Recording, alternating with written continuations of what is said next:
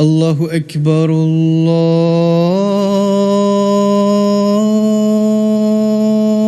الله أكبر الله أكبر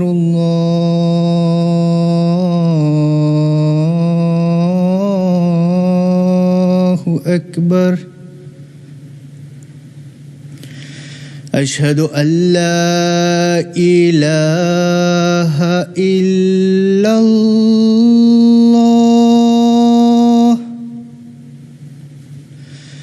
أشهد أن لا إله إلا الله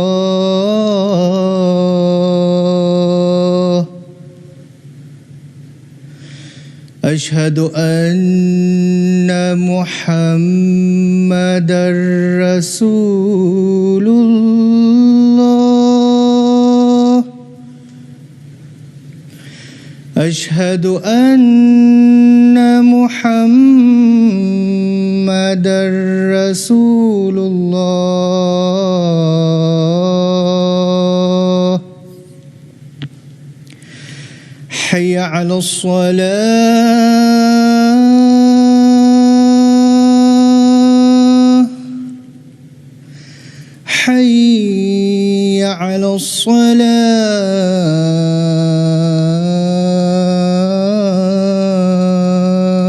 الصلاة حي على الفلاح حي على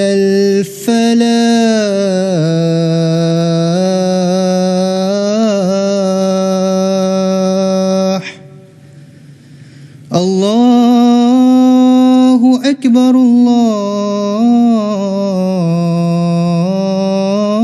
الله أكبر لا إله إلا الله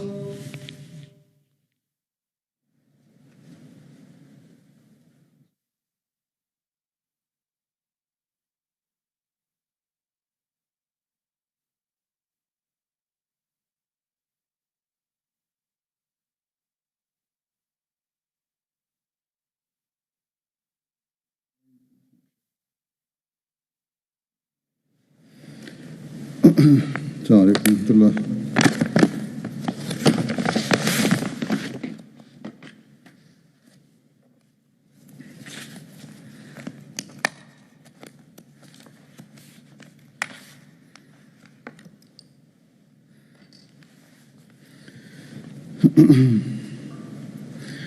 أشهد أن لا إله إلا الله وحده لا شريك له وأشهد أن محمدا عبده ورسوله أما بعد فأعوذ بالله من الشيطان الرجيم بسم الله الرحمن الرحيم الحمد لله رب العالمين الرحمن الرحيم مالك يوم الدين إياك نعبد وإياك نستعين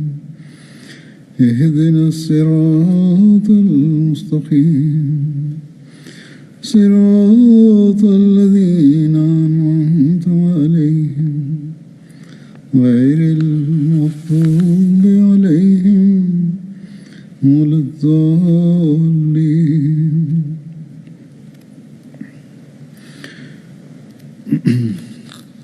گزشتہ دو ہفتے جمعے پہلے جو میں صحابہ کا ذکر کر رہا تھا اس میں حضرت سعد بن ابی وقاص کا ذکر ہو رہا تھا اور انہیں کے بارے میں آج بھی مزید کچھ باتیں ہیں. جنگ کا ذکر ہوا تھا۔ جنگ کے دوران حضرت سعد کی اہلیہ حضرت سلمہ بنت حفصہ نے دیکھا کہ ایک قیدی جو کہ زنجیروں میں جکڑا ہوا تھا بڑی حسرت سے اس جنگ میں حصہ لینے کا خواہش مند تھا۔ اس کا نام ابو محجن ثقفی تھا، جسے حضرت عمر نے شراب پینے پر جلاوطنی کی سزا دی تھی۔ جو یہاں پہنچا اور یہاں پہنچنے کے بعد اس نے پھر شراب پی، جس کی وجہ سے حضرت سعد نے اسے کوڑوں کی سزا دی اور زنجیر پہنا دی۔ ابو محجن نے حضرت سعد کی لونڈی زہرا سے درخواست کی کہ میری زنجیریں کھول دو کہ میں جنگ میں شامل ہو سکوں، اور کہنے لگا کہ اللہ کی قسم اگر میں زندہ بچ گیا تو واپس آ کر بیڑیاں پہن لوں گا۔ لونڈی نے اس کی بات مان لی اور زنجیریں کھول دیں۔ ابو محجن نے حضرت سعد کے گھوڑے پر سوار ہو کر میدان جنگ کا رخ کیا اور دشمنوں کی صفوں میں گھس گیا اور سیدھے جا کر سفید بڑے ہاتھی پر حملہ کیا۔ حضرت سعد یہ سب کچھ دیکھ رہے تھے۔ انہوں نے کہا کہ گھوڑا تو میرا ہے، لیکن اس پر سوار ابو محجن ثقفی معلوم ہوتا ہے۔ جیسا کہ پہلے ذکر ہوا تھا، سعد بیماری کی وجہ سے خود جنگ میں براہ راست شریک نہیں ہو سکے تھے، دور سے نگرانی کر رہے تھے۔ بہرحال لڑائی 3 دن تک جاری رہی۔ لڑائی جب ختم ہوئی تو ابو محجن ثقفی نے واپس آ کر اپنی زنجیریں پہن لیں۔ حضرت سعد نے ابو محجن کو یہ کہہ کر چھوڑ دیا کہ اگر تم نے آئندہ شراب پی تو میں تمہیں بہت سخت سزا دوں گا۔ ابو محجن نے وعدہ کیا کہ آئندہ کبھی شراب نہیں پیے گا۔ ایک دوسری جگہ یہ بیان ہے کہ حضرت سعد نے ماجرا حضرت عمر کو لکھا، جس پر حضرت عمر نے فرمایا کہ اگر یہ آئندہ شراب سے توبہ کر لے تو اسے سزا نہ دی جائے۔ اس پر ابو محجن نے آئندہ شراب نہ پینے کی قسم کھائی، جس پر حضرت سعد نے اسے آزاد کر دیا۔ اس واقعہ کی تفصیل مسلمہ رضی اللہ عنہ نے یوں بیان فرمائی ہے، بجائے یہ وہاں پہلے تو ذکر ہے کہ لونڈی نے چھوڑا تھا، لیکن آپ نے اس طرح لکھا ہے کہ حضرت سعد بن ابی وقاص رسول کریم صلی اللہ علیہ وسلم کے خاص صحابہ میں سے تھے۔ حضرت عمر نے انہیں اپنے زمانہ خلافت میں ایرانی فوج کے مقابلے میں اسلامی فوج کا کمانڈر بنایا تھا۔ اتفاقاً انہیں ران پر ایک پھوڑا نکل آیا، جسے ہمارے ہاں گمبھیر کہتے ہیں۔ وہ لمبے عرصے تک چلتا چلا گیا، بتیرا علاج کیا، مگر کوئی فائدہ نہ ہوا۔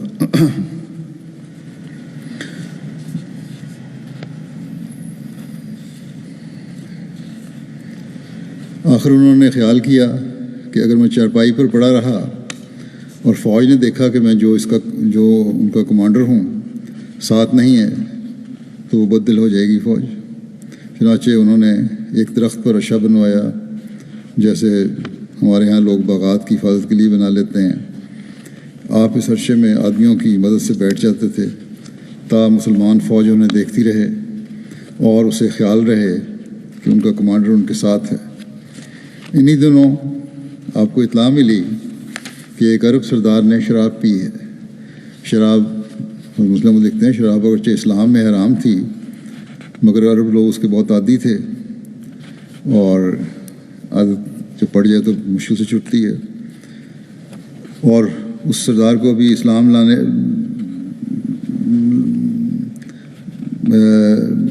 پر اسلام لانے پر 2-3 سال کا ہی عرصہ گزرا تھا، اور 2-3 سال کے عرصے میں پرانی عادت پڑی ہو تو مسلم عورت لکھتے ہیں کہ پھر عادت جاتی نہیں ہے۔ بہرحال حضرت سعد بن ابی وقاص کو جب اس مسلمان عرب سردار کی متعلق اطلاع ملی کہ اس نے شراب پی ہے تو آپ نے اسے قید کر دیا۔ ان دنوں باقاعدہ قید خانے نہیں ہوتے تھے۔ جس شخص کو قید کرنا مقصود ہوتا اسے کسی کمرے میں بند کر دیا جاتا تھا اور اس پر پہرا مقرر کر دیا جاتا تھا۔ چنانچہ اس مسلمان عرب سردار کو بھی ایک کمرے میں بند کر دیا گیا اور دروازے پر پہرا لگا دیا گیا۔ تو لکھتے ہیں کہ وہ سال تاریخ اسلام میں مصیبت کا سال کہلاتا ہے جب یہ جنگ ہو رہی تھی، کیونکہ مسلمانوں کا جنگ میں بہت نقصان ہوا تھا۔ ایک جگہ پر اسلامی لشکر کے گھوڑے دشمن کے ہاتھیوں سے بھاگے، پاس ہی ایک چھوٹا سا دریا تھا، گھوڑے اس میں کودے، اور عرب چونکہ تیرنا نہیں جانتے تھے اس لیے سینکڑوں مسلمان ڈوب کر مر گئے، اس لیے اس سال کو مصیبت کا سال کہتے ہیں۔ بہرحال وہ مسلمان عرب سردار کمرے میں قید تھا۔ مسلمان سپاہی جنگ سے واپس آتے اور اس کے کمرے کے قریب بیٹھ کر ذکر کرتے کہ جنگ میں مسلمانوں کو بڑا نقصان ہوا ہے۔ وہ کڑتا اور اس بات پر اظہار افسوس کرتا کہ وہ اس موقع پر جنگ میں حصہ نہیں لے سکا۔ بے شک اس میں ایک کمزوری تھی کہ اس نے شراب پی لی، لیکن وہ تھا بڑا بہادر، اس کے اندر جوش پایا جاتا تھا۔ جنگ میں مسلمانوں کے نقصانات کا ذکر سن کر وہ کمرے میں اس طرح ٹہلنے لگ جاتا جیسے پنجرے میں شیر ٹہلتا ہے۔ ٹہلتے ٹہلتے وہ شعر پڑھتا جس کا مطلب یہ تھا کہ آج ہی موقع تھا کہ تو اسلام کو بچاتا اور اپنی بہادری کے جوہر دکھاتا، مگر تو قید ہے۔ حضرت سعد کی بیوی بڑی بہادر عورت تھیں، وہ ایک دن اس کے کمرے کے پاس سے گزریں تو انہوں نے شعر سن لیے۔ انہوں نے دیکھا کہ وہ پہرا نہیں ہے، کہ وہاں پہرا نہیں ہے۔ وہ دروازے کے پاس گئیں اور اس قیدی کو مخاطب کرتے ہوئے کہا کہ تجھے پتہ ہے کہ سعد نے تجھے قید کیا ہوا ہے؟ اگر اسے پتہ لگ گیا کہ میں نے تجھے قید سے آزاد کر دیا ہے تو مجھے چھوڑے گا نہیں، لیکن میرا جی چاہتا ہے کہ میں تجھے قید سے آزاد کر دوں تاکہ تو اپنی خواہش کے مطابق اسلام کے کام آ سکے۔ اس نے کہا اب جب لڑائی ہو مجھے چھوڑ دیا کریں، میں وعدہ کرتا ہوں کہ لڑائی کے بعد فوراً واپس آ کر اس کمرے میں داخل ہو جایا کروں گا۔ اس عورت کے دل میں بھی اسلام کا درد تھا اور اس کی حفاظت کے لیے جوش پایا جاتا تھا، اس لیے اس نے اس شخص کو قید سے نکال دیا۔ چنانچہ وہ لڑائی میں شامل ہوا اور ایسی بے جگری سے لڑا کہ اس کی بہادری کی وجہ سے اسلامی لشکر بجائے پیچھے ہٹنے کے آگے بڑھ گیا۔ سعد نے اسے پہچان لیا اور بعد میں کہا کہ آج کی لڑائی میں وہ شخص موجود تھا جسے میں نے شراب پینے کی وجہ سے قید کیا ہوا تھا۔ گو اس نے چہرے پر نقاب ڈالی ہوئی تھی، مگر میں اس کے حملے کے انداز اور قد کو پہچانتا ہوں۔ میں اس شخص کو تلاش کروں گا جس نے اسے قید سے نکالا ہے اور اسے سخت سزا دوں گا، یعنی جس نے اس کو اس قید سے باہر نکالا، اس کی زنجیریں کھولیں، اس کو سخت سزا دوں گا۔ جب حضرت سعد نے یہ الفاظ کہے تو ان کی بیوی کو غصہ آ گیا اور اس نے کہا کہ تجھے شرم نہیں آتی کہ آپ تو درخت پر رشا بنا کر بیٹھا ہوا ہے اور اس شخص کو تو نے قید کیا ہوا ہے جو دشمن کی فوج میں بے دریغ گھس جاتا ہے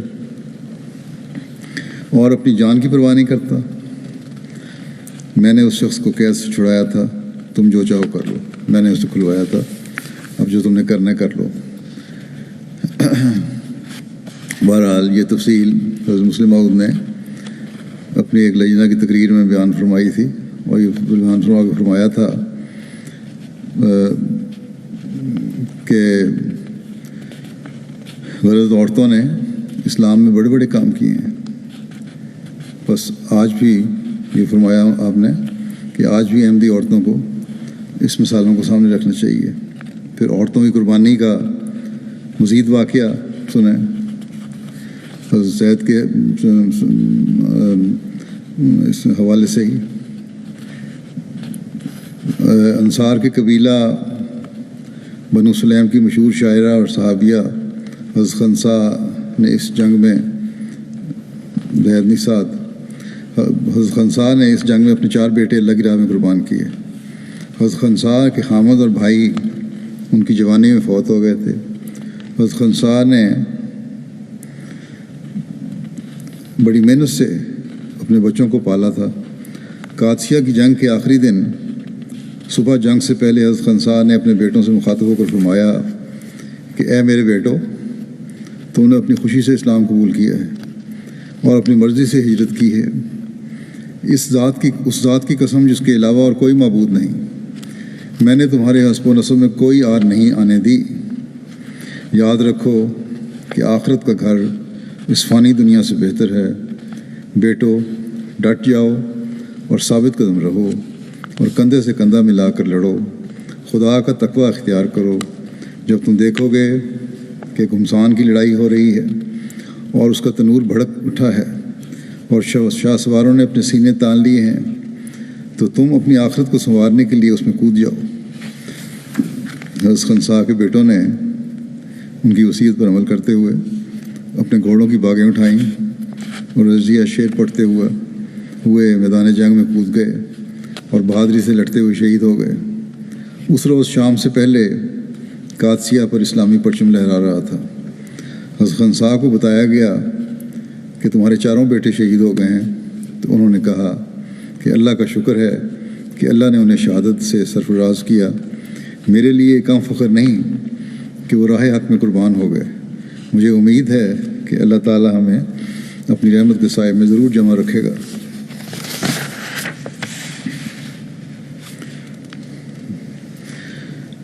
قادسیہ کو فتح کرنے کے بعد اسلامی لشکر نے بابل کو فتح کیا۔ بابل موجودہ عراق کا قدیم شہر تھا، جس کا ذکر ہاروت اور ماروت کے سلسلے میں قرآن نے بھی کیا ہے، اور یہ وہیں تھا جہاں آج کوفہ ہے۔ جو شہروں کا جو تعارف ہے اس میں اس کا تعارف لکھا ہے، اور پھر لکھا ہے کہ اور کوسا نام، پھر آگے یہ بیان کرتے ہیں، اور کوسا نام کے تاریخی شہر مقام پر پہنچے فتح کر کے۔ یہ وہ جگہ تھی جہاں حضرت ابراہیم کو نمرود نے قید کیا تھا۔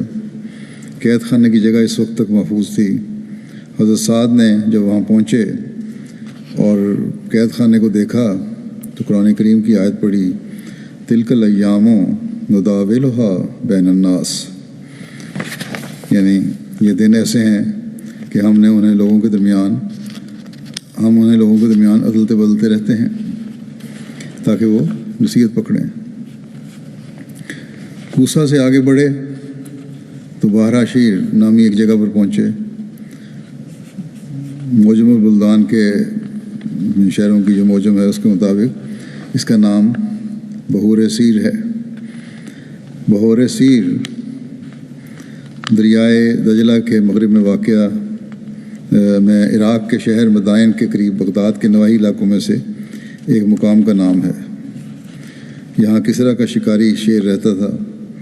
حضرت سعد کا لشکر قریب پہنچا تو انہوں نے اس درندے کو لشکر پر چھوڑ دیا۔ شیر گرج کر لشکر پر حملہ آور ہوا۔ حضرت سعد کے بھائی ہاشم بن ابی وقاص لشکر کے ہراول دستے کے افسر تھے۔ انہوں نے شیر پر تلوار سے ایسا وار کیا کہ شیر وہیں ڈھیر ہو گیا۔ پھر اسی جنگ میں مدائن کا مارکہ بھی ہے۔ مدائن کسرا کا پایا تخت تھا۔ یہاں پر اس کے سفید محلات تھے۔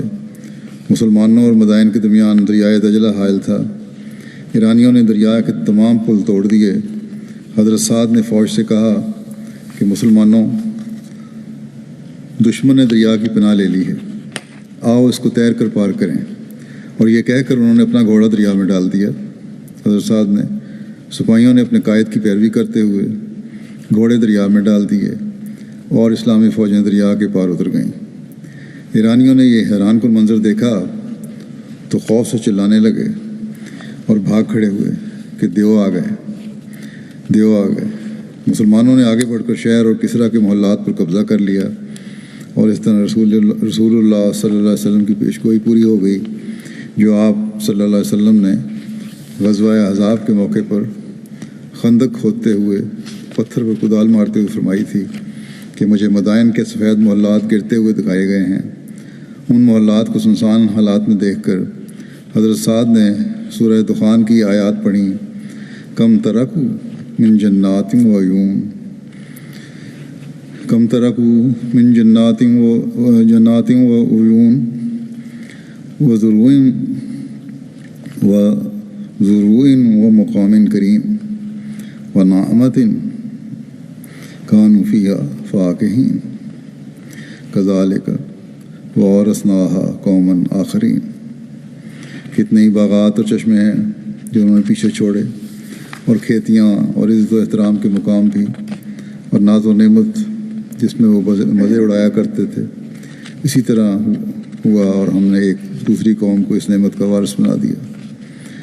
بہرحال اس کے بعد حضرت سعد نے حضرت عمر کی خدمت میں لکھ کر مزید آگے بڑھنے کی اجازت چاہی، جس پر حضرت عمر نے ان سے فرمایا کہ سر دست اسی پر اکتفا کرو اور مفتوحہ علاقے کے نظم و نسق کی طرف توجہ کی جائے۔ چنانچہ حضرت سعد نے مدائن کو مرکز بنا کر نظم و نسق کو مستحکم کرنے کی کوشش شروع کی اور اس کام کو بخوبی نبھایا۔ آپ نے عراق کی مردم شماری اور پیمائش کروائی، رعایا کے آرام و آسائش کا انتظام کیا اور اپنے حسن و تدبر اور حسن عمل سے ثابت کیا کہ آپ کو اللہ نے جنگی صلاحیتوں کے ساتھ ساتھ انتظامی صلاحیتوں سے بھی بہرہ ور فرمایا ہے۔ رعایا کا سمجھتے ہیں لوگ کہ مسلمانوں نے فتح کیا تو رعایا کا خیال نہیں رکھا، لیکن مسلمانوں نے جب شہر فتح کیے تو وہاں کے رہنے والوں کو پہلے سے بڑھ کر خیال رکھا گیا۔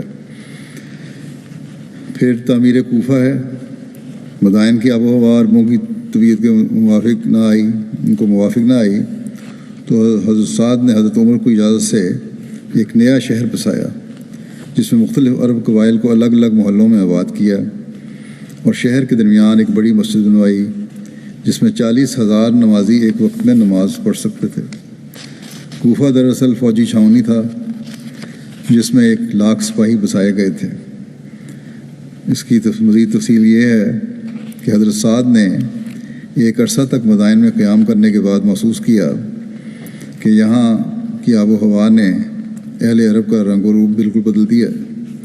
حضرت عمر کو اس سے مطلع کیا تو حکم آیا کہ عرب کی سرحد میں کوئی مناسب سرزمین تلاش کر کے ایک نیا شہر بسائیں اور عربی قبائل کو آباد کر کے اس کو مرکز حکومت قرار دیں۔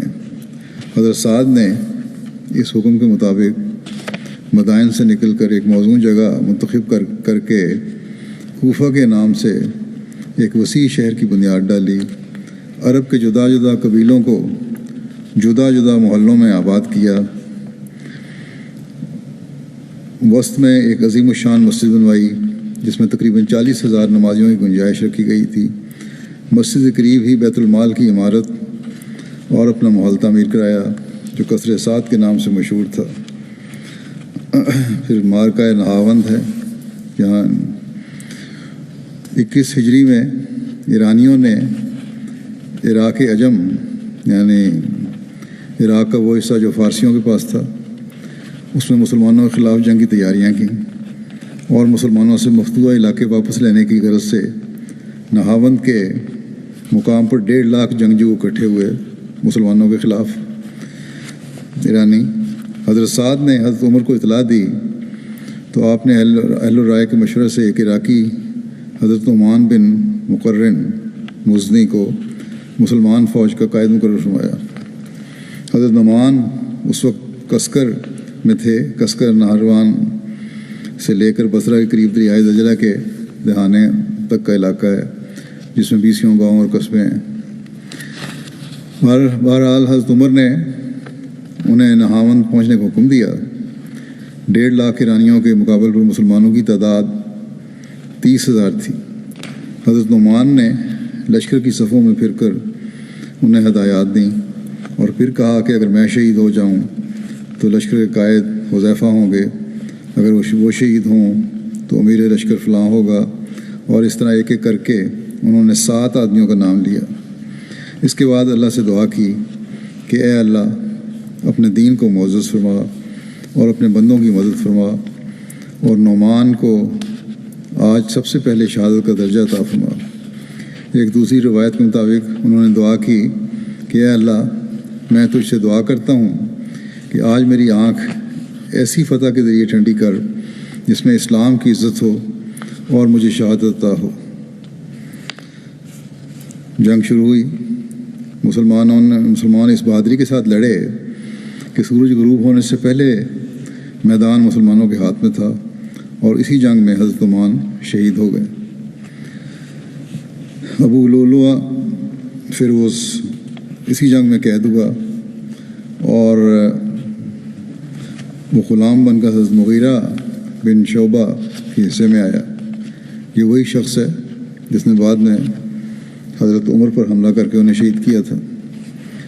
حضرت عمر نے نہاوند کے امیر کو خط لکھا کہ اگر اللہ مسلمانوں کو فتح عطا فرمائے تو خمس یعنی 1/5 بیت المال کے لیے رکھ کر تمام مال غنیمت مسلمانوں میں تقسیم کر دو، اور اگر یہ لشکر ہلاک ہو جائے تو کوئی باک نہیں، کیونکہ زمین کی سطح سے اس کا بطن یعنی قبر بہتر ہے۔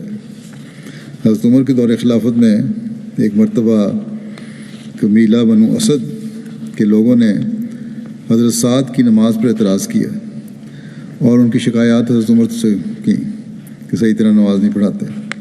حضرت عمر نے حضرت محمد بن مسلمہ کو تحقیق کے لیے بھیجا۔ تحقیق سے معلوم ہوا کہ شکایات غلط تھیں، تاہم بعض مصلحتوں کی بنا پر حضرت عمر نے حضرت سعد کو مدینہ میں بلا لیا۔ اس کی تفصیل صحیح بخاری کی روایت میں یوں بیان ہوئی ہے کہ حضرت جابر بن سمرہ سے مروی ہے، وہ کہتے تھے کہ کوفہ والوں نے حضرت عمر رضی اللہ عنہ کے پاس حضرت سعد کی شکایت کی تو انہوں نے ان کو معزول کر دیا اور حضرت عمار کو ان کا عامل یعنی حاکم مقرر کیا۔ کوفہ والوں نے حضرت سعد کے متعلق شکایات میں یہ بھی کہا تھا کہ وہ نماز بھی اچھی طرح نہیں پڑھاتے تھے، تو حضرت عمر نے ان کو بلا بھیجا اور کہا، اے ابو اسحاق حضرت سعد کی کو نیت تھی، یہ لوگ تو کہتے ہیں کہ آپ اچھی طرح نماز بھی نہیں پڑھاتے۔ ابو اسحاق نے کہا، میں تو بخدا انہیں رسول اللہ صلی اللہ علیہ وسلم کی نماز پڑھایا کرتا تھا، اس میں ذرا بھی کم نہیں کرتا تھا۔ عشاء کی نماز پڑھاتا تو پہلی 2 رکعتیں لمبی اور پچھلی 2 رکعتیں ہلکی پڑھتا تھا۔ تب حضرت عمر نے کہا، ابو اسحاق آپ کے متعلق یہی خیال تھا، یعنی مجھے امید تھی کہ اس طرح ہی کرتے ہو گے۔ پھر حضرت عمر نے ان کے ساتھ ایک آدمی یا چند آدمی کوفہ روانہ کیے تا ان کے بارے میں کوفہ والوں سے پوچھیں۔ انہوں نے کوئی مسجد بھی نہیں چھوڑی جہاں حضرت سعد کے متعلق نہ پوچھا گیا، وہ ہر مسجد میں گئے اور لوگ ان کی اچھی تعریف کرتے تھے حضرت سعد کی۔ آخر وہ قبیلہ بنو ابس کی مسجد میں گئے، ان میں سے ایک آدمی کھڑا ہوا، اسے اسامہ بن قتادہ کہتے تھے اور ابو سعدہ اس کی کنیت تھی۔ اس نے کہا، چونکہ تم نے ہمیں قسم دی ہے اس لیے اصل بات یہ ہے کہ سعد فوج کے ساتھ نہیں جایا کرتے تھے اور نہ برابر تقسیم کرتے تھے اور نہ فیصلہ میں انصاف کرتے تھے۔ یہ الزام لگائے انہوں نے حضرت سعد پر۔ حضرت سعد نے کہا، دیکھو، اس پر یہ بات جب سنی حضرت سعد نے کہا، دیکھو اللہ کی قسم میں 3 دعائیں کرتا ہوں کہ اے میرے اللہ، اگر تیرا یہ بندہ جھوٹا ہے اور ریا اور شہرت کی غرض سے کھڑا ہوا ہے، یعنی جو الزام لگانے والا تھا، تو اس کی عمر لمبی کر اور اس کی محتاجی کو بڑھا اور اسے مصیبتوں کا تختہ مشق بنا۔ اس کے بعد جب کوئی اس کا حال پوچھتا اس شخص کا جس نے الزام لگایا تھا تو وہ کہتا، پیر فرتوت ہوں، بہت بڑا ہو چکا ہوں، بری حالت ہے، مصیبت زدہ ہوں اور حضرت سعد کی بد دعا مجھے لگ گئی ہے، یعنی جو میں نے جھوٹا الزام لگایا تھا اس کا نتیجہ بھگت رہا ہوں۔ عبد الملک کہتے تھے کہ میں نے اس کے بعد اسے دیکھا ہے کہ حالت یہ تھی کہ بڑھاپے کی وجہ سے اس کی بھویں اس کی دونوں آنکھوں پر آ پڑی تھیں، اور تعجب ہے کہ اس کے باوجود وہ اس کی اخلاقی حالت کا یہ حال تھا کہ وہ راستوں میں چھوکریوں کو چھیڑتا اور چشمک کرتا تھا۔ بخاری میں سارا واقعہ درج ہے۔ بہرحال ان شکایات کا حضرت سعد کو بہت دکھ ہوا اور آپ نے کہا، عربوں میں سے میں پہلا ہوں جس نے اللہ کی راہ میں تیر پھینکا، اور ہم نبی کریم صلی اللہ علیہ وسلم کے ساتھ جنگ کے لیے نکلتے اور حالت یہ تھی کہ ہمارے پاس کھانے کی کوئی چیز نہ ہوتی سوائے درختوں کے پتے ہی۔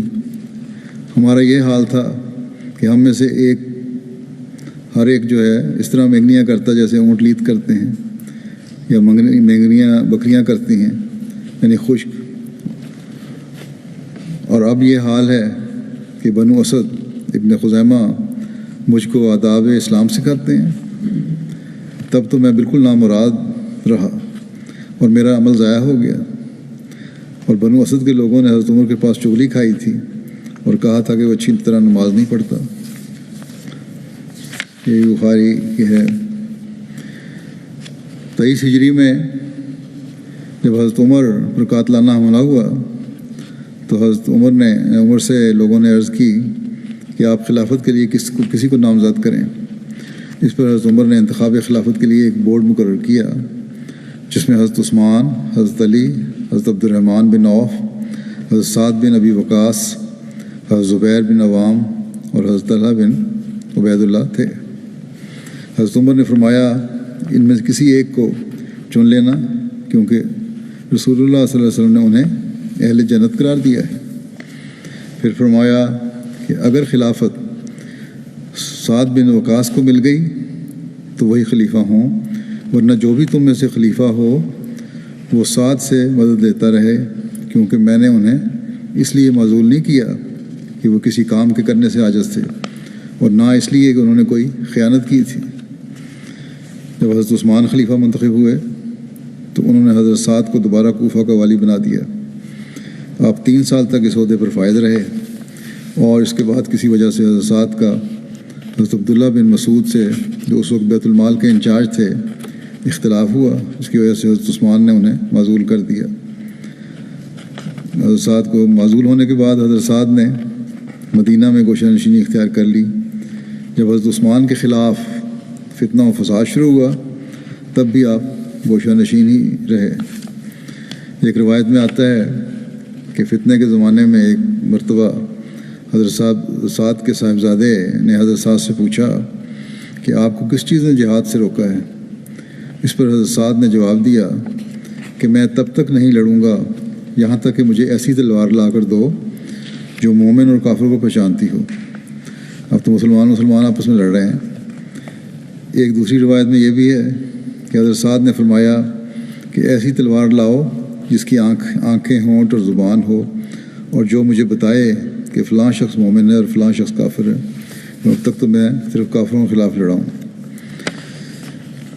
سنن ترمذی کی ایک روایت میں بیان ہے کہ حضرت سعد نے حضرت عثمان کے زمانے میں شروع ہونے والے فتنوں کے بارے میں فرمایا کہ میں گواہی دیتا ہوں کہ رسول اللہ صلی اللہ علیہ وسلم نے فرمایا ہے کہ ضرور آئندہ زمانے میں ایک فتنہ ہوگا، اور اس میں بیٹھا رہنے والا کھڑے ہونے والے شخص سے بہتر ہوگا، اور کھڑا ہونے والا شخص چلنے والے سے بہتر ہوگا، اور چلنے والا شخص دوڑنے والے سے بہتر ہوگا۔ تو کسی نے پوچھا، یعنی کہ ہر لحاظ سے کسی طرح بھی اس فتنے میں شامل نہیں ہونا بلکہ بچنے کی کوشش کرنی ہے۔ بہرحال کسی نے پوچھا کہ اگر فتنہ میرے گھر میں داخل ہو جائے تو میں کیا کروں؟ فرمایا کہ تو ابن آدم کی طرح ہو جانا، یعنی قرآن شریف میں جس کا ذکر ہے ابن آدم کا، کہ اپنا بچاؤ تو کرو لیکن قتل کرنے کی نیت سے لڑائی نہیں کرنی ایک دوسرے کو۔ اور یہی واقعہ قرآن کریم میں جو بیان ہوا ہے، اس سے یہی لگتا ہے کہ وہی مثال آپ نے دی تھی۔ حضرت عثمان رضی اللہ عنہ کے دور خلافت میں جب فتنوں کا آغاز ہوا تو اس فتنے کو فروغ کرنے میں صحابہ کی مسائی جمیلہ کا ذکر کرتے ہوئے حضرت مسلم موعود رضی اللہ عنہ فرماتے ہیں کہ گو صحابہ کو اب حضرت عثمان کے پاس جمع ہونے کا موقع نہ دیا جاتا تھا، مگر پھر بھی وہ اپنے فرض سے غافل نہ تھے۔ مصلحت وقت کے ماتحت انہوں نے 2 حصوں میں اپنا کام تقسیم کیا ہوا تھا۔ جو سن رسیدہ بوڑھے تھے اور جن کا اخلاقی اثر عوام پر زیادہ تھا، وہ تو اپنے اوقات کو لوگوں کے سمجھانے پر صرف کرتے تھے، اور جو لوگ ایسا کوئی اثر نہ رکھتے تھے یا نوجوان تھے، وہ حضرت عثمان کی حفاظت کی کوشش میں لگے رہتے تھے۔ پھر لکھتے ہیں کہ اول ذکر جماعت میں حضرت علی اور حضرت سعد بن ابی وقاص فاتح فارس فتنہ کے کم کرنے میں سب سے زیادہ کوشاں تھے۔ حضرت عثمان کے بعد حضرت علی کی خلافت میں بھی حضرت سعد گوشہ نشین ہی رہے۔ ایک روایت کے مطابق جب حضرت علی اور امیر معاویہ کے درمیان اختلاف بڑھا تو امیر معاویہ نے 3 صحابہ حضرت عبداللہ بن عمر، حضرت سعد بن ابی وقاص اور حضرت محمد بن مسلمہ کو اپنی مدد کے لیے خط لکھا، اور ان کو لکھا کہ وہ حضرت علی کے خلاف ان کی مدد کریں۔ اس پر ان تینوں نے انکار کیا۔ حضرت سعد نے امیر معاویہ کو یہ اشعار لکھ کر بھیجے کہ معاویہ داؤک داؤ العیاء ولیسا لما تجیو بہی دواؤ ایدونی ابو حسن علی فلم اردو علیہ ما یشاء وقلت له آتنی سیفا بصیرا تمیز بہ العداوۃ ولاؤ اتتمع فی الذی آیا علی علی ما قد تمیت بہ الافاء لیوم منہ خیر منک حیا ومیتا انت للمرء الفداء کہ ترجمہ اس کا یہ ہے کہ اے معاویہ تیری بیماری سخت ہے، تیرے مرض کی کوئی دوا نہیں، کیا تو اتنا بھی نہیں سمجھتا کہ ابو حسن یعنی حضرت علی نے مجھے لڑنے کے لیے کہا تھا، مگر میں نے ان کی بات بھی نہیں مانی، اور میں نے ان سے کہا کہ مجھے ایسی تلوار دے دیں جو بصیرت رکھتی ہو اور مجھے دشمن اور دوست سے میں فرق کر کے بتا دے۔ اے معاویہ کیا تو امید رکھتا ہے کہ جس نے لڑائی کرنے کے لیے حضرت علی کی بات نہ مانی ہو وہ تیری بات مان لے گا، حالانکہ حضرت علی کی زندگی کا ایک دن تیری ساری زندگی اور موت سے بہتر ہے، اور تو ایسے شخص کے خلاف مجھے بلاتا ہے۔ اس الغابہ کی روایت ہے، واقعہ درج ہے۔ ایک روایت میں آتا ہے کہ ایک مرتبہ امیر معاویہ نے حضرت سعد سے پوچھا کہ ابو تراب حضرت علی کی کنیت تھی ہے، ان کو برا کہنے سے آپ کو کس چیز نے منع کیا ہے؟ ان کو آپ برا نہیں کہتے۔ حضرت سعد نے فرمایا وہ 3 باتیں جو رسول اللہ صلی اللہ علیہ وسلم نے ان کے بارے میں فرمائی ہیں، اگر ان میں سے ایک بھی مجھے مل جاتی تو وہ میرے لیے سرخ اونٹوں سے بھی زیادہ محبوب ہوتی۔ ان 3 باتوں کی وجہ سے میں کبھی ان کو یعنی حضرت علی کو برا نہیں کہوں گا۔ نمبر 1 یہ کہ ایک مرتبہ رسول اللہ صلی اللہ علیہ وسلم حضرت علی کو کسی غزوے میں حضرت علی کو اپنے غزوے میں اپنے پیچھے چھوڑا۔ اس پر حضرت علی نے آپ سے عرض کی کہ یا رسول اللہ صلی اللہ علیہ وسلم آپ مجھے عورتوں اور بچوں میں چھوڑ رہے ہیں؟ اس پر حضرت رسول اللہ صلی اللہ علیہ وسلم نے فرمایا کیا تو اس بات پر خوش نہیں کہ تیرا میرے ساتھ ویسا ہی تعلق ہے جیسا کہ ہارون کا موسیٰ کے ساتھ تھا، صرف اس فرق کے ساتھ کہ میرے بعد تجھے نبوت کا مقام حاصل نہیں ہے۔ نمبر 2 بات یہ کہی کہ غزوہ خیبر کے موقع پر رسول اللہ صلی اللہ علیہ وسلم نے ایک مرتبہ فرمایا کہ میں ایسے شخص کو اسلامی جھنڈا عطا کروں گا جو اللہ اور اس کے رسول سے محبت رکھتا ہے، اور اللہ اور اس کا رسول اس سے محبت رکھتے ہیں۔ اس پر ہم لوگوں نے ہم نے اس کی خواہش کی، ہر ایک خواہش پیدا ہوئی کہ جھنڈا ہمیں دیا جائے، ہم بھی اللہ سے کے رسول سے محبت رکھتے ہیں۔ بس آپ صلی اللہ علیہ وسلم نے فرمایا کہ علی کو بلاؤ، ہم میں سے کسی کو نہیں دیا بلکہ فرمایا کہ علی کو بلاؤ۔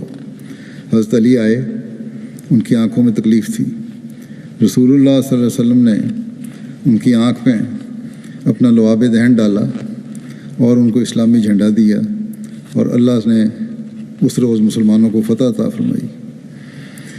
پھر تیسری بات یہ انہوں نے بیان کی کہ جب آیت فَقُلْ تَعَالَوْا نَدْعُ أَبْنَاءَنَا وَأَبْنَاءَكُمْ وَنِسَاءَنَا وَنِسَاءَكُمْ ہوئی، اس کا ترجمہ یہ ہے کہ تو کہہ دے کہ آؤ ہم اپنے بیٹوں کو بلائیں اور تم اپنے بیٹوں کو، اور اپنی عورتوں کو بلائیں اور تم اپنی عورتوں کو۔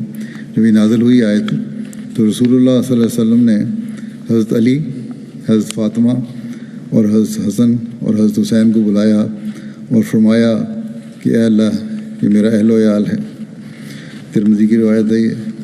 حضرت سعد بن ابی وقاص کے بیٹے مصعب بن سعد بیان کرتے ہیں کہ میرے والد کی وفات کا وقت آیا تو ان کا سر میری گود میں تھا، میری آنکھوں میں آنسو بھر آئے۔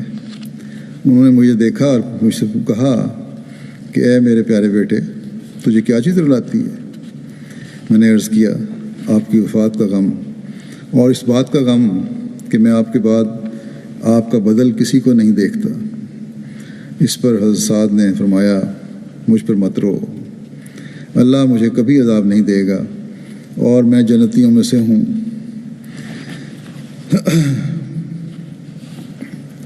اللہ تعالیٰ،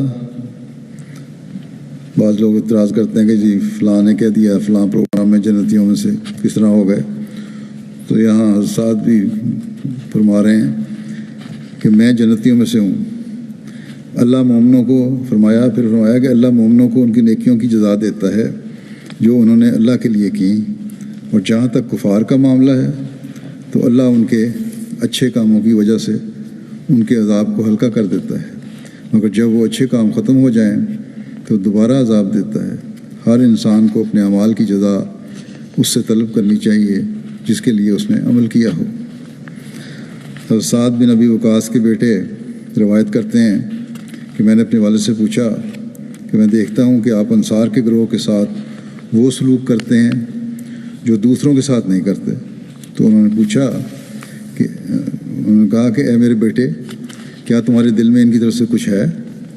بیٹے سے پھر پوچھا انہوں نے کہ یہ سلوک جو میں انصار سے کرتا ہوں تو کیا تمہارے دل میں کوئی بات ہے؟ تو میں نے جواب دیا نہیں، لیکن مجھے آپ کے اس معاملے سے تعجب ہوتا ہے۔ حضرت سعد نے جواب دیا میں نے رسول اللہ صلی اللہ علیہ وسلم سے سنا ہے کہ مومن ہی ان کو دوست رکھتا ہے اور منافق ہی ان سے بغض رکھتا ہے، بس میں اس لیے کرتا ہوں تعلق ان سے۔ جریر سے مروی ہے کہ ایک دفعہ حضرت عمر کے پاس گئے، وہ پاس سے گزرے تو حضرت عمر نے حضرت سعد بن ابی وقاص کے بارے میں پوچھا تو انہوں نے جواب دیا میں نے انہیں اس حال میں چھوڑا ہے کہ وہ اپنی حکومت میں باوجود قدرت کے سب سے شریف انسان ہیں، سختی میں سب سے کم ہیں، وہ تو ان لوگوں کے لیے مہربان ماں جیسے ہیں، وہ ان کے لیے ایسے جمع کرتے ہیں جیسے چونٹی جمع کرتی ہے، جنگ کے وقت لوگوں میں سے سب سے زیادہ بہادر ہیں اور قریش میں سے لوگوں کے سب سے زیادہ محبوب ہیں۔ سعد بن ابی وقاص نے 55 ہجری میں وفات پائی۔ وفات کے وقت آپ کی عمر 70 برس سے کچھ زیادہ تھی۔ بعض کے نزدیک آپ کی عمر 74 سال تھی، جبکہ بعض کے نزدیک آپ کی عمر 83 سال تھی۔ سعد بن ابی وقاص کی وفات کے سال کے بارے میں اختلاف ہے۔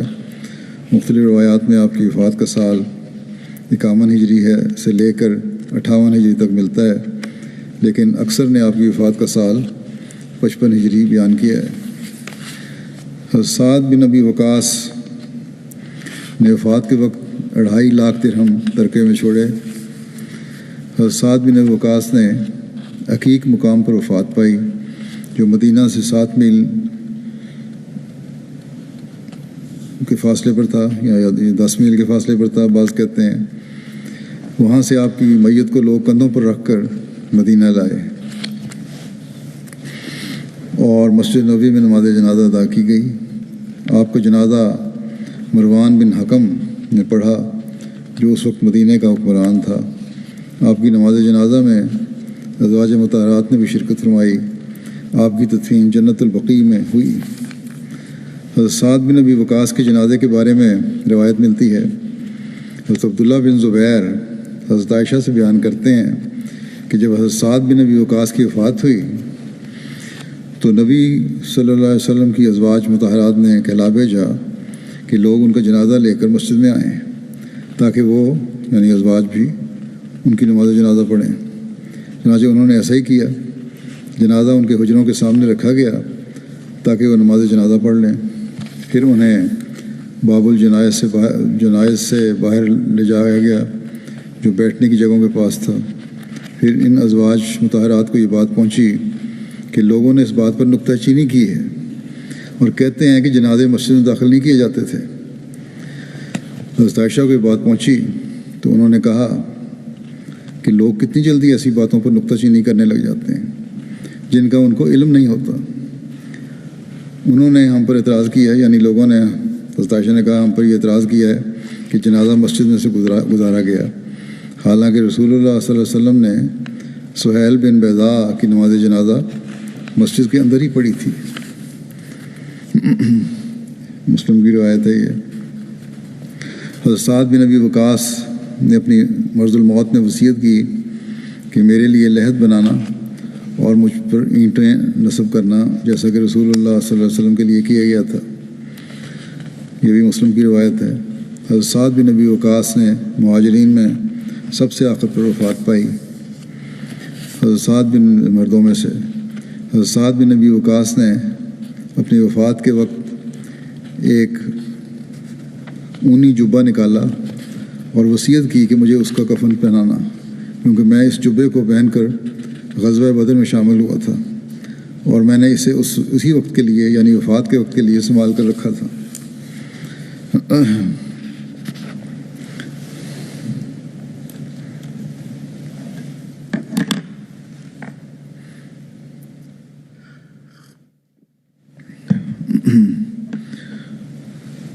صاحب مرزا بشیر احمد صاحب لکھتے ہیں سیرت خاتم النبیین میں کہ حضرت عمر کے زمانے میں جب صحابہ کے وظیفے مقرر ہوئے تو بدری صحابیوں کا وظیفہ ممتاز طور پر خاص مقرر کیا گیا۔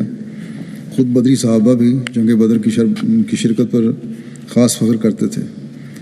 چنانچہ مشہور مستشرق ولیم میور صاحب بھی لکھتے ہیں کہ بدری صحابی اسلامی سوسائٹی کے اعلیٰ ترین رکن سمجھے جاتے تھے۔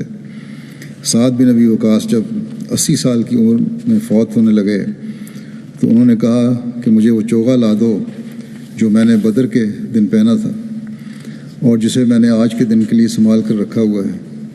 یہ وہی سعد تھے جو بدر کے زمانے میں بالکل نوجوان تھے اور جن کے ہاتھ پر بعد میں ایران فتح ہوا اور جو کوفہ کے بانی اور عراق کے گورنر بنے، مگر ان کی نظر میں یہ تمام عزتیں اور فخر جنگ بدر میں شرکت کی عزت و فخر کے مقابلے میں بالکل ہیچ تھیں، اور جنگ بدر والے دن کے لباس کو وہ اپنے واسطے سب خلتوں سے بڑھ کر خلت سمجھتے تھے، اور ان کی آخری خواہش یہی تھی کہ اسی لباس میں لپیٹ کر ان کو قبر میں اتارا جائے۔ اگر کسی کے پہلے روایت آ چکی ہے نا، قصر سعد بنایا تھا، اس کے تعمیر ہونے پر کسی کے دل میں کوئی خیال بھی ہو، سوال اٹھتا ہو، تو یہی اس کا جواب ہے کہ انہوں نے آخر میں گوشہ نشینی اختیار کی اور پھر جس چیز کو پسند کیا وہ بدر کا کی جنگ میں پہنا ہوا لباس تھا۔ اور اس سے پہلے بھی ان کی گوشہ نشینی کی حالت جو تھی وہی ان کی عاجزی اور سادگی کی دلیل ہے۔ سعد بیان کرتے ہیں کہ جب میں غزوہ بدر میں شامل ہوا تھا تو اس وقت میری صرف ایک بیٹی تھی۔ دیگر روایات سے معلوم ہوتا ہے کہ حجۃ الوداع کے موقع پر بھی آپ کی ایک ہی بیٹی تھی۔ پھر اس کے بعد اللہ تعالیٰ نے اتنا فضل کیا کہ میری اولاد بہت زیادہ ہو گئی۔ حضرت سعد نے مختلف اوقات میں 9 شادیاں کیں اور ان سے اللہ تعالیٰ نے آپ کو 34 بچوں سے نوازا، جن میں 17 لڑکے اور 17 لڑکیاں تھیں۔ یہ اب حضرت سعد بن وقاص کا ذکر اب ختم ہوا، آئندہ انشاءاللہ دوسرے صحابہ کا ذکر شروع ہوگا۔ آج میں نماز کے بعد کچھ جنازہ غائب بھی پڑھاؤں گا۔ پہلا جو جنازہ ہے وہ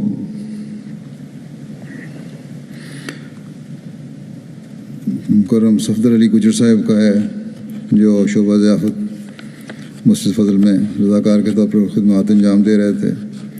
25 جولائی کو بوجہ ہارٹ اٹیک ان کی وفات ہوئی۔ چند روز ہسپتال میں داخل رہے۔ 79 سال ان کی عمر تھی۔ انا للہ و انا الیہ راجعون۔ خدا کے فضل سے موسی تھے۔ 30 سال تک شعبہ ضیافت UK میں بطور والنٹیئر خدمت کی توفیق پائی انہوں نے، اور آخر دم تک حضرت مسیح موعود علیہ الصلوۃ والسلام کے مہمانوں، کارکنان اور احباب جماعت کی بے مثال خدمت اور ضیافت کی توفیق پاتے رہے۔ اس کے علاوہ مرحوم نے ایک لمبا عرصہ تک الفضل انٹرنیشنل اور اخبار احمدیہ کی پیکنگ اور پوسٹنگ میں بھی خدمات سر انجام دیں۔ بڑا لمبا عرصہ ان کا اسائلم کیس لٹکا رہا، اور جب ایک لمبے عرصے کے بعد اسائلم کیس پاس ہوا اور ان کی فیملی کے UK آنے کے سامان ہوئے تو اللہ تعالیٰ کا بہت شکر ادا کیا کرتے تھے۔ اور کبھی شکوہ نہیں کیا کہ اتنا لمبا عرصہ ان کو اکیلا رہنا پڑا۔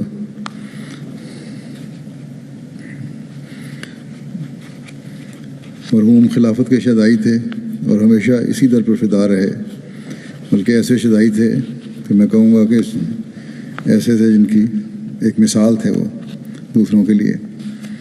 احباب جماعت اور اپنے رحمی رشتہ داروں سے محبت اور عزت کا تعلق بھی رکھنے والے تھے، انتہائی دعا گو، نمازوں کے پابند، خدمت گار، ہر دل عزیز اور بہت شفیق طبیعت کے مالک تھے۔ پنجابی کے شاعر بھی تھے اور اپنی خوش الحان آواز کی وجہ سے احباب جماعت میں مقبول تھے۔ مرحوم کو جلسہ سالانہ پر عوام میں نظم پڑھنے کی وجہ سے بہت پسند کیا جاتا تھا۔ مرحوم کا تعلق لاہور کی معروف جماعت ہانڈو گجر سے تھا۔ مرحوم نے اپنے پیچھے اہلیہ کے علاوہ 4 بیٹے اور 2 بیٹیاں یادگار چھوڑی ہیں۔ مجیر راشد صاحب لکھتے ہیں کہ صفدر علی صاحب بہت سادہ مزاج تھے، مخلص اور بے لوث، خدمت سلسلہ کرنے والے انتھک خادم سلسلہ تھے۔ کہتے ہیں ان کی 3 غیر معمولی خصوصیات ہیں جنہوں نے میرے دل میں ان کی محبت بڑھائی۔ پہلی یہ کہ تو اللہ کا شکر بہت تھا ان میں، باوجود محدود وسائل کے بات بات میں اللہ تعالیٰ کی حمد و شکر کیا کرتے تھے۔ دوسرے، خلیفہ وقت اور خلافت سے محبت دل میں کوٹ کوٹ کے بھری ہوئی تھی۔ کہتے ہیں کبھی مجھے نہیں یاد کہ مختصر سی ملاقات بھی ہوئی ہو اور اس میں خلافت سے محبت کا تعلق کا اظہار نہ کیا انہوں نے۔ تیسرے یہ کہ خدمت دین جو ہے وہ دلی محبت کے ساتھ کرتے اور اس کو سعادت سمجھتے تھے۔ ان کی بیٹی تحسین صاحبہ لکھتی ہیں کہ زندگی کے ہر لمحے میں انہوں نے دوسروں کو سکھ دیا۔ ان کے کسی جاننے والے کو یا مسجد میں کسی کو بھی پریشانی ہوتی تھی، وہ گھر میں ہم سب کو اس کا نام بتا کر دعا کے لیے کہتے تھے۔ ہر حال میں اللہ کا شکر کرتے تھے، دوسروں سے نیکی کر کے اس کا شکریہ ادا کرتے تھے کہ آپ نے مجھے نیکی کا موقع دیا۔ پھر کہتے ہیں کہ وہ کہتے تھے کہ تم دونوں بہنیں مجھے اس لیے بھی بڑی پیاری ہو کہ نبی کریم صلی اللہ علیہ وسلم نے فرمایا ہے کہ جو بیٹیوں کی عزت کرے گا اس کو جنت میں میرا ساتھ ملے گا۔ انہوں نے ہمیں کہتی ہیں کہ بہت محبت کے ساتھ عزت اور احترام بھی بہت دیا۔ دوسری بیٹی ہیں رضیہ صاحبہ، کہتی ہیں کہ ہمیشہ ہمارے والد خلافت کی اطاعت اور محبت کی تلقین کرتے تھے اور خود بھی خلافت سے محبت کا بہت بڑا نمونہ تھے۔ کہتے ہیں کہ جو بھی ان کی تعزیت کے لیے آتا ہے وہ یہی کہتا ہے کہ ہمیں لگتا تھا کہ وہ ہم سے زیادہ پیار کرتے ہیں، لیکن وہ سب سے ہی پیار کرتے تھے۔ ہمیں لگتا تھا کہ وہ مسجد میں قریب کے لوگوں سے ہی تعلق نبھاتے ہیں، لیکن ہر کوئی یہ کہہ رہا تھا کہ وہ ہمارے خاندان کا حصہ تھے، دور سے لوگوں کے بھی کام کرتے تھے اور ان سے تعلق نبھانے والے تھے۔ یہ ان کی بے لوث محبت اور خدمت کی وجہ سے ہے جو لوگوں نے ان کے ساتھ اس طرح اظہار کیا۔ مجھے بھی بہت سے خطوط ان کے بارے میں لوگوں نے لکھے ہیں اور ہر خط سے یہی لگتا ہے کہ ان کا ہر ایک سے ذاتی تعلق اور پیار اور اخلاص کا تعلق تھا۔ کم ہی لوگ ایسے ہوتے ہیں جس طرح ہر دل عزیز ہوں ہر طبقے میں، اور اسی طرح ان کی ہر مجلس میں ہر لکھنے والے نے یہی لکھا ہے کہ ان کی باتوں کا محور خلافت اور اس سے تعلق ہوتا تھا۔ اللہ تعالیٰ ان کو اپنے پیاروں کے قدموں میں جگہ دے، ان کے بچوں کو بھی ان کی نیکیوں اور دعاؤں کا وارث بنائے، ان کی اہلیہ صاحبہ کو صحت دے، صبر اور سکون عطا فرمائے۔ ان کی اہلیہ بھی لمبے عرصے سے بیمار ہیں، ان کی بھی انہوں نے بہت بڑے اخلاص، پیار اور محبت سے خدمت کی ہے اور اپنے تمام کاموں اور فرائض کے ساتھ خدمت کی ہے۔ خدمت جو لنگر خانے میں بھی کرتے تھے دارالضیافت میں، اور انہوں نے ایک بخش زندگی سے بڑھ کر خدمت کا جذبہ تھا ان میں، اور ساتھ ساتھ اپنے گھریلو فرائض بھی نبھائے۔ اور اسی طرح زبان نہ آنے کے باوجود انگریز ہمسایوں کی خدمت کیا کرتے تھے، ان سے بھی تعلق رکھا اور انہوں نے بھی ان کی بہت تعریفیں کی ہیں۔ اللہ تعالیٰ ان کے درجات بلند فرمائے۔ اگلا جنازہ ہے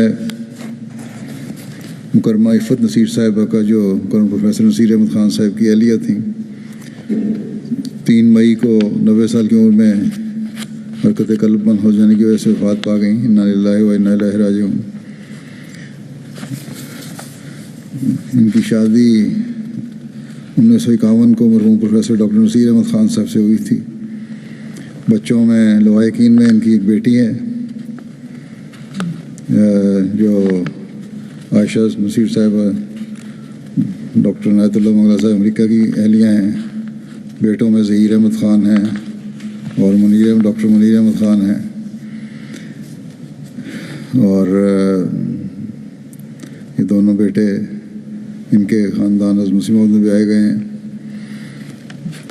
ان کے ایک پوتے بصیر احمد خان واقف زندگی ہیں اور اس وقت بڑے آسن رنگ میں MTA میں ٹرانسمیشن میں خدمات سر انجام دے رہے ہیں۔ یہاں پڑھائی کی، اعلیٰ تعلیم حاصل کی، اس کے بعد اپنے آپ کو وقف کے لیے پیش کیا۔ اللہ تعالیٰ ان کو بھی ان کی دعاؤں کو وارث بنائے۔ ان کے بیٹے لکھتے ہیں کہ جب ہم چھوٹے تھے تو والدہ کے ساتھ ہی سوتے تھے، اور ہماری اکثر رات کو آنکھ کھلتی تھی تو تہجد کی نماز میں رو رو کر دعا کر رہی ہوتی تھی۔ یہی بات ان کی بیٹی نے بھی لکھی ہے۔ قرآن کریم کی باقاعدہ تلاوت کرتی تھیں، اور ہم پر بچوں پر بھی لازمی تھا کہ صبح تلاوت کر کے اسکول جائیں، اس کے بغیر اجازت نہیں۔ یہ لاہور میں بھی رہی ہیں شروع میں 60 کی دہائی میں، وہاں جنرل سیکرٹری لجنہ کے طور پر ماڈل ٹاؤن میں خدمات انجام دیتی رہیں۔ 28 سال تک صدر لجنہ دارالنصر غربی کی خدمت سر انجام دی، اور اس وقت وسائل بھی تھوڑے ہوتے تھے اور پھیلے ہوئے محلے تھے، سواریاں نہیں تھیں، پیدل ہی دور دور کے علاقوں میں جو دارالنصر کا محلہ تھا دریا تک پھیلا ہوا تھا، وہاں تک جایا کرتی تھی خود۔ پھر جو خلیفہ مسیح رابع نے احباب جماعت کو یہ تحریک فرمائی کہ اپنے تمام غیر احمدی رشتہ داروں اور کمزور احمدیوں کو خطوط لکھے جائیں، تو اس میں انہوں نے بھی اپنے رشتہ داروں کو بے شمار خطوط لکھے۔ کسی نہ کسی بہانے غریب عزیزوں اور محلہ داروں کی مدد کرتی رہتی، اور خاص طور پر رمضان کے دنوں میں ضرور ان کو کچھ نہ کچھ پکا کے بھیجتی رہتی۔ ہمیشہ یہ کوشش ہوتی تھی کہ لوگوں کو آپس میں جوڑیں اور پھٹنے سے بچائیں۔ ان کی بیٹی عائشہ صاحبہ لکھتی ہیں کہ ایک وقف زندگی کے ساتھ بہت ہی خندہ پیشانی کے ساتھ زندگی گزاری، اور ہماری تعلیم و تربیت وہ اپنا اولین فرض سمجھتی تھیں، اور اس کے ساتھ دعائیں بھی بہت کرتی تھیں۔ اللہ تعالیٰ ان سے رحم اور مغفرت کا سلوک فرمائے، اور ان کی اولاد اور نسلوں کو بھی ان کی نیک خواہشات کو پورا کرنے والا اور دعاؤں کو وارث بنائے۔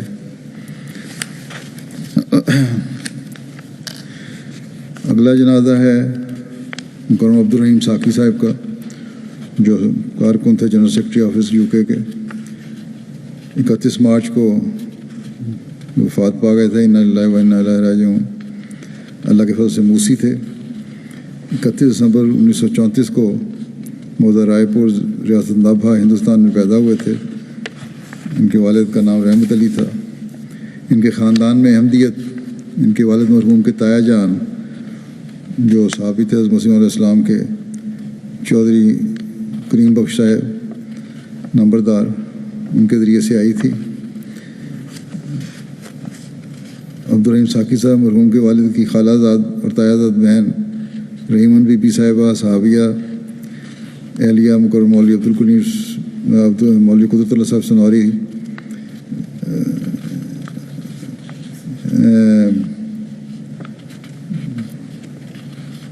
رشتہ میں آپ کی پھوپھی بھی لگتی تھیں۔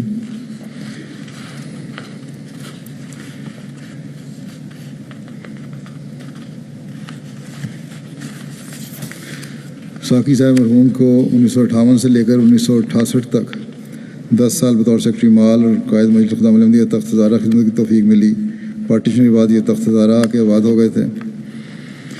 اس کے بعد 1968 میں جماعت احمدیہ تخت ہزارہ کے امیر مقرر کیے گئے، اور جولائی 1974 تک بطور امیر جماعت خدمت بجا لانے کی توفیق ملی۔ 13 جولائی 1974 کو تخت ہزارے کے غیر احمدی شرپسند ٹولے نے ارد گرد کے علاقوں میں ایسے گنڈوں اور معاندین احمدیت کے بہت بڑے مسلح جتھے کو جمع کر کے احمدیوں کے خلاف فسادات برپا کرنے کی سلسلہ شروع کر دیا. مسجد کے ایک حصے کو آگ لگا کر اس پر قبضہ کر لیا. مہمان خانے کو مکمل طور پر جلا دیا. ساقی صاحب کی کریانہ کی دکان تھی، اس کو لوٹ کے آگ لگا دی. اسی طرح آپ کی ایک دوسری کپڑے کی دکان تھی، اس کو بھی قبضہ کر لیا. گھروں کو نظر آتش کر دیا. اور یہ اندر ہی تھے اور دھوئیں کی وجہ سے بے ہوش ہو گئے. بے ہوشی کی حالت میں شر پسند ان کو اٹھا کے مسجد کے میں لے گئے اور لاؤڈ اسپیکر سے اعلان کر دیا کہ میں نے اسلام قبول کر لیا اور توبہ کر لی ہے، تاکہ دوسرے احمدی بھی منحرف ہو جائیں جماعت سے. بہرحال جب انہیں ہوش آیا تو انہیں دیکھا کہ برچیوں اور نیزوں کے ارد گرد میں کہ نرگے میں بیٹھے ہیں یہ، اور اس کا بڑا ان کے ذہن پہ اثر ہوا. پھر یہ وہاں سے ان کو بچوں نہیں، اسی وجہ سے لاہور ان کے کسی عزیز کے پاس بھجوا دیا. وہاں ان کا علاج ہوا اور یہ وہاں رہے. پھر لاہور میں ہی ایک جماعت میں جہاں سیٹل ہوئے تھے، جا کے دوبارہ آباد ہوئے تھے، وہاں انہوں نے کاروبار شروع کیا اور ایک اپنے عزیز کے ملک کا مکان کے ملک کا حصہ میں اپنے نماز کا سینٹر بنایا. باجماعت نمازوں کے قیام کی طرف توجہ دلائی لوگوں کو. سینکڑوں بچوں کو، لوگوں کو قرآن کریم پڑھایا. پھر نومبر 2000 میں یہ ہجرت کر کے لندن آ گئے. یہاں اس کے بعد 2020 تک national general secretary office UK میں رضاکارانہ طور پر باقاعدگی کے ساتھ خدمات سر انجام دیتے رہے اور وقفی زندگی سے بڑھ کر وقت کے پابند تھے. پہلے دفتر پہنچتے تھے تاکہ کسی کو انتظار نہ کرنا پڑے، بلکہ بعض دفعہ دفتر آنے کے سے پہلے اگر کبھی ناشتے میں دیر ہوگی تو ناشتہ کیے بغیر آ جایا کرتے تھے. اور پھر ان کی خوبی یہ تھی کہ بچوں نے ان کے لکھا ہے کہ روزانہ 3 سپارے تلاوت کیا کرتے تھے قرآن کریم کے. خلافت کے ساتھ بڑی عقیدت اور محبت رکھتے تھے. بچوں اور بڑوں کو ہمیشہ خلافت کے ساتھ وابستہ رہنے اور خلیفہ کا ادب اور ان کی کامل وفا کے ساتھ اطاعت کرنے کی طرف بڑے درد کے ساتھ نصائح کیا کرتے تھے. واقفین اور خاص طور پر مربیان کا دلی احترام اور ان کے ساتھ محبت کرنے والے وجود تھے. تقریباً 60 سال سے زیادہ عرصہ رضاکارانہ طور پر خدمت دینیہ بجا لانے کی ان کو توفیق ملی. ان کے بیٹے خالد محمود صاحب کولیئر ووڈز کے صدر جماعت بھی ہیں اور مرحوم نے عثمان میں اہلیہ کے علاوہ 2 بیٹے اور 5 بیٹیاں یادگار چھوڑی ہیں. اللہ تعالیٰ مرحوم کے درجات بلند فرمائے، ان کی اولاد اور ان کی نسل کو بھی ان کی نیک خواہشات کو پورا کرنے والا بنائے. اگلا جنازہ ہے جو پڑھاؤں گا وہ سعید احمد سیکل صاحب کا ہے. یہ ہمارے PS دفتر میں رضاکار تھے شعبہ ڈسپیچ میں. ان کی 12 اپریل کو وفات ہوئی ہے 90 سال کی عمر میں. 2 بیٹے اور 2 بیٹیاں سوگوار چھوڑی ہیں. مرحوم کو بچپن کا دھیان میں گزرا. ابتدائی تعلیم بھی وہیں حاصل کی. لمبا عرصہ یہاں پرائیویٹ سیکرٹری کے دفتر کے ڈسپیچ سیکشن میں بطور رضاکار خدمت کی توفیق پائی. بڑے پڑھے لکھے علم دوست شخص تھے. دنیاوی علم کے ساتھ ساتھ قرآن کریم اور جماعتی مسائل کا بھی خوب علم رکھتے تھے. نمازوں کے پابند اور خلافت کے شہدائی تھے. بہت عاجز اور شرافت کا ایک نمونہ تھے. اپنے حلقے میں بہت ہر دل عزیز تھے.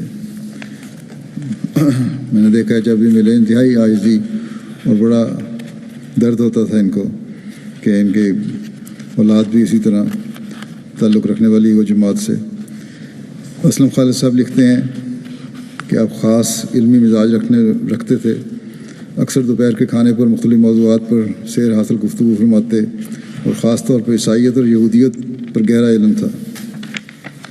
ہمارے دفتر کے کارکن بشیر صاحب لکھتے ہیں کہ آخری عمر میں بھی کوشش رہی کہ جماعتی خدمت کریں. ایک دفعہ بتایا کہ مسجد کے کام کی غرض سے آ رہے تھے کہ چکر آ گیا اور نیچے گر گئے اور چوٹ بھی لگی، لیکن اس کے باوجود کافی دور سے پیدل آنا پڑتا تھا.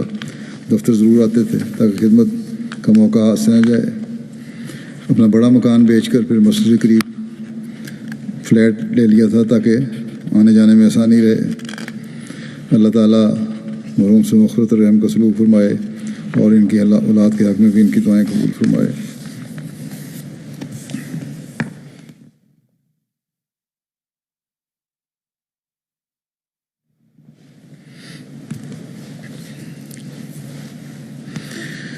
الحمد للہ نحمده ونستعینه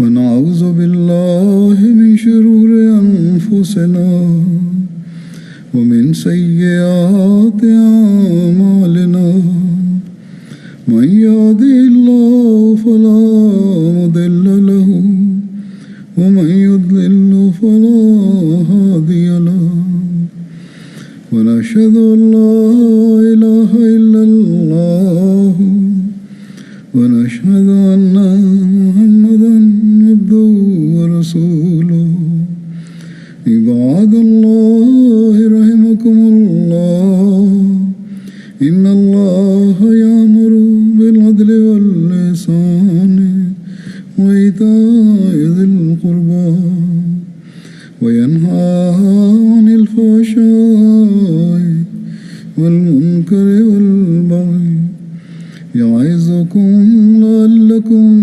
تذكرون اذكروا الله يذكركم وادعوه يستجب لكم ولذكر الله أكبر.